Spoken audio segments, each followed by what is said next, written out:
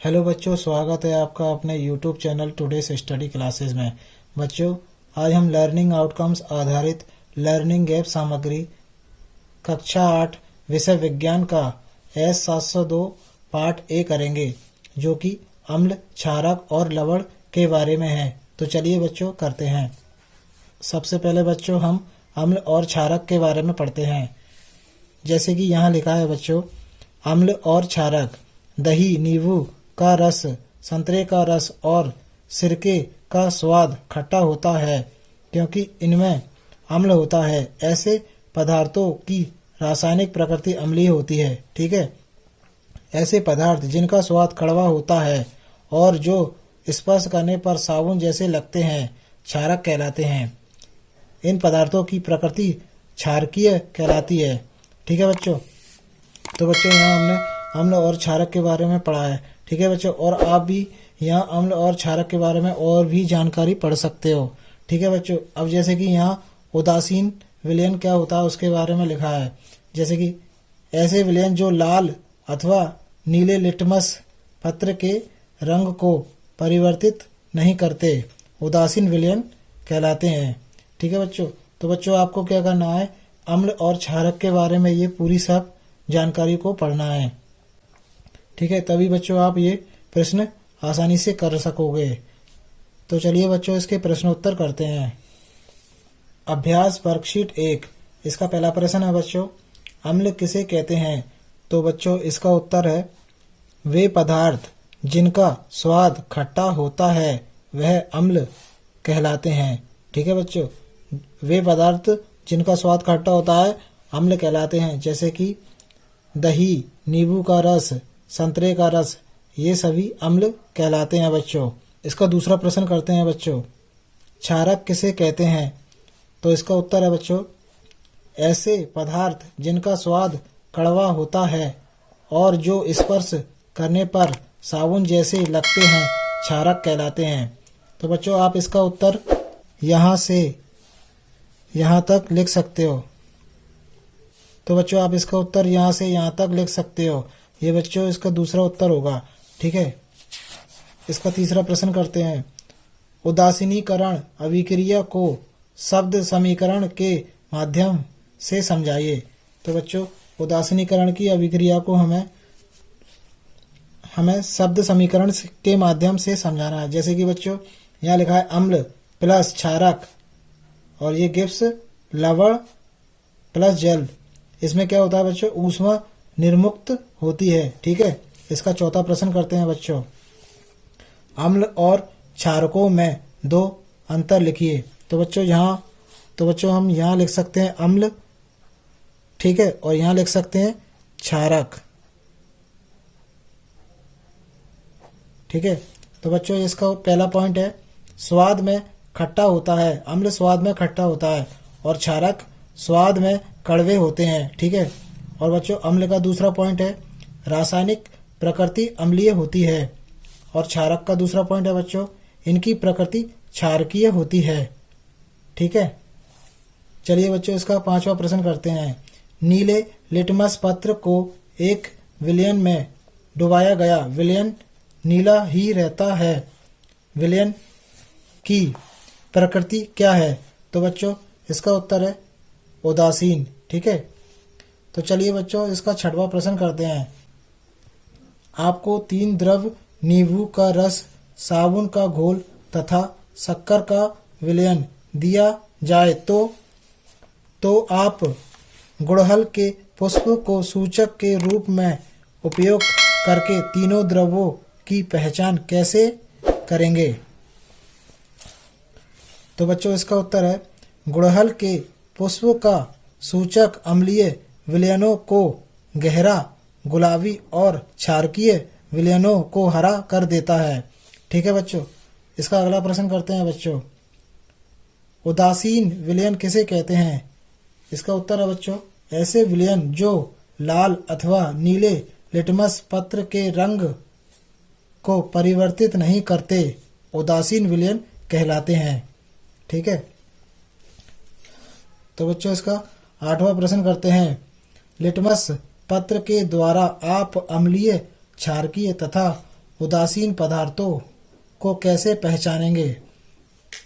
इसका उत्तर है बच्चों, जब कोई विलयन नीले लिटमस को लाल कर देता है तो वह विलयन अम्लीय होता है, और जब लाल लिटमस को नीला कर देता है तो विलयन क्षारक होता है।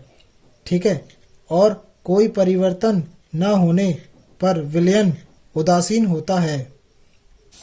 तो चलिए बच्चों, लर्निंग आउटकम्स S702 अम्ल, क्षारक और लवण का वर्कशीट नंबर 2 करते हैं। इसका पहला प्रश्न है बच्चों, नींबू के रस में गुड़हल के पुष्प से बने सूचक की कुछ बूंदें डालने पर विलयन का रंग गहरा गुलाबी हो गया, तो बताइए नींबू के रस की प्रकृति कैसी है?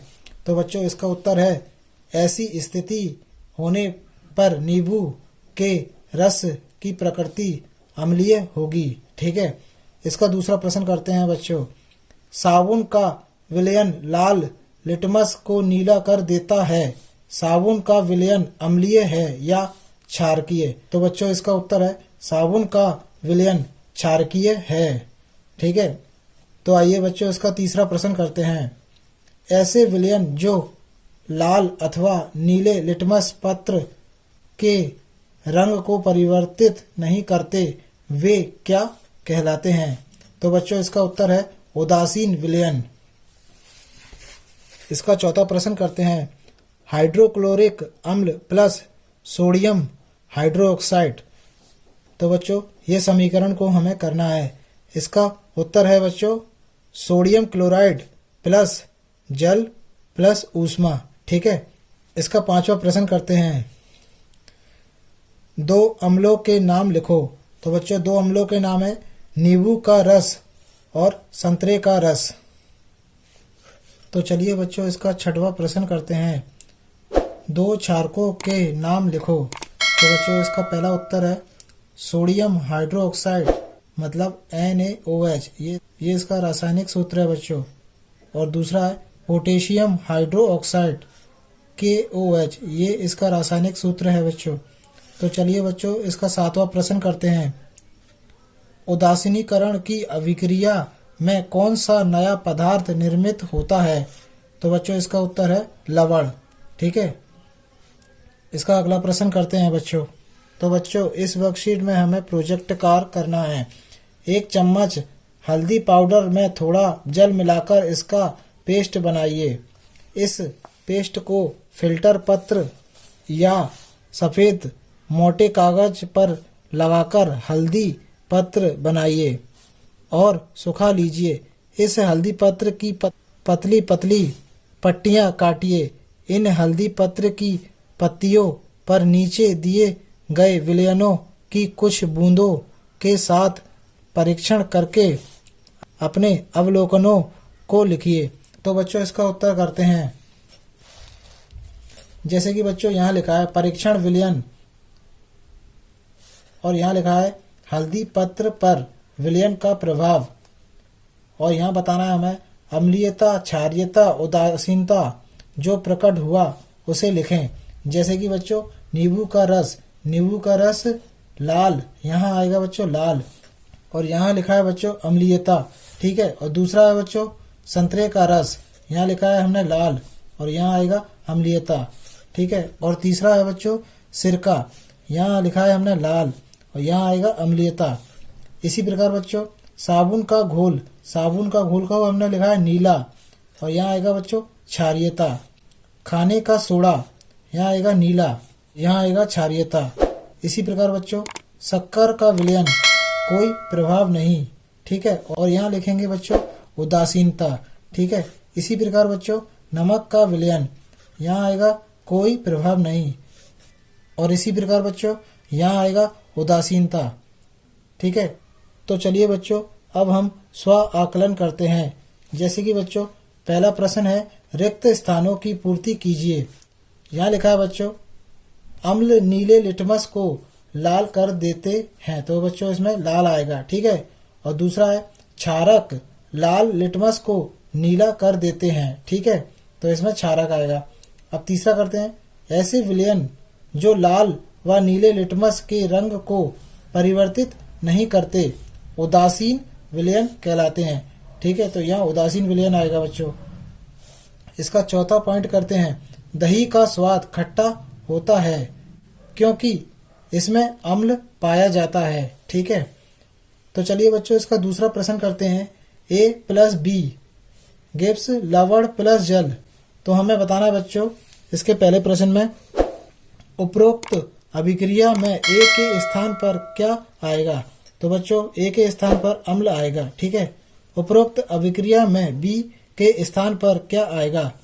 तो बच्चों B के स्थान पर क्षारक आएगा। ठीक है, उपरोक्त अभिक्रिया में ऊष्मा निर्मुक्त होती है। ठीक है, उपरोक्त अभिक्रिया उदासीनीकरण होती है। और अगला है उपरोक्त अभिक्रिया का एक अन्य उदाहरण समीकरण लिखो।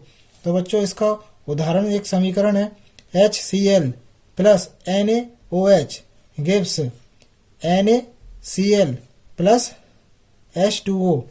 और यहाँ लिखा है बच्चों ऊष्मा निर्मुक्त होती है, मतलब ऊष्मा निकलती है। ठीक है, तो चलिए बच्चों प्रश्न नंबर तीसरा करते हैं। निम्न प्रश्नों के आगे सत्य असत्य लिखिए। इसका पहला प्रश्न है बच्चों सूचक वह पदार्थ है जो अम्लीय और क्षारीय विलयन में भिन्न रंग दिखाता है। इसका उत्तर होगा बच्चों सत्य। इसका दूसरा पॉइंट है नींबू का रस लाल लिटमस को नीला कर देता है। तो बच्चों इसका उत्तर आएगा असत्य। और तीसरा पॉइंट है गुड़हल के पुष्प का सूचक क्षारकीय विलयन को हरा कर देता है। तो बच्चों इसमें सत्य है। ठीक है, और चौथा पॉइंट है बच्चों साबुन अम्लीय होता है। यहाँ आएगा बच्चों असत्य। बच्चों लर्निंग आउटकम्स आधारित लर्निंग गैप सामग्री कक्षा 8 के सभी वर्कशीट को पाने के लिए हमारे चैनल को सब्सक्राइब कर दीजिए। और बच्चों आप यह वीडियो अपने दोस्तों में भी शेयर कर सकते हो ताकि वह भी ये वर्कशीट आसानी से कर सके। धन्यवाद बच्चों।